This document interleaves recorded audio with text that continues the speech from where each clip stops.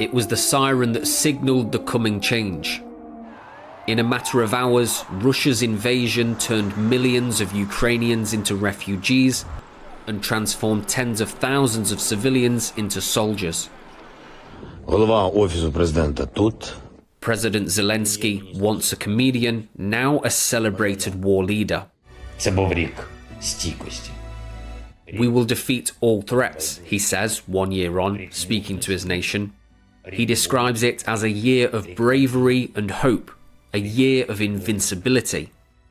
The war in the East has been ongoing since 2014, but few believed Russia would launch a full-scale invasion of its neighbour, and in turn that Ukraine could hold out for so long.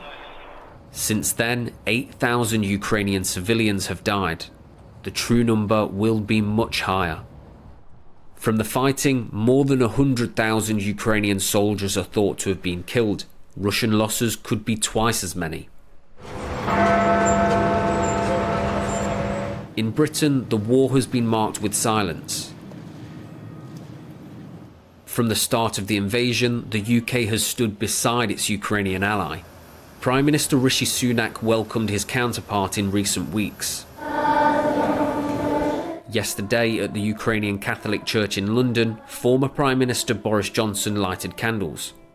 Meanwhile, King Charles, who met President Zelensky on his visit, said that Ukrainians have endured unimaginable suffering during the war, while applauding support from Britain and its allies. At times symbolic, this street in London renamed Kyiv Road, but weapons are the true signifier of commitment.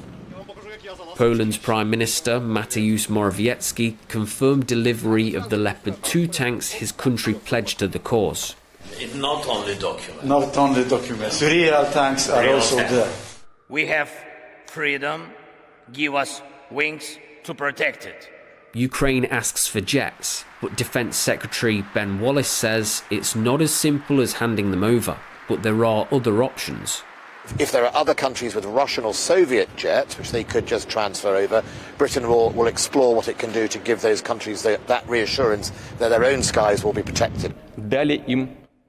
Putin's so-called special military operation, for the most part, has failed. Yet he has mobilized his homeland and has resources for a long war. His friends in China have suggested a constructive ceasefire and de-escalation. It's unknown if the Russian leader is listening. But the world is watching, wondering what might happen next. Will Hollis, GB News.